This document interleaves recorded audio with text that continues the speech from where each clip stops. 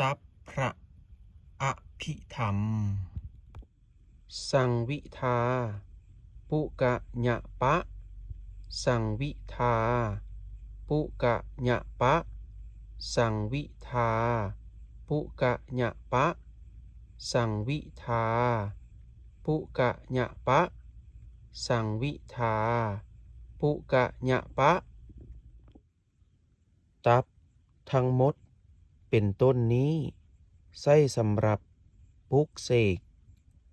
ได้ทุกอย่างทั้งอยู่คงและทางเมตตาหรือจะใส่ลงกระตุดและแผ่นผ้าก็ได้จงเลือกใช้ตามความ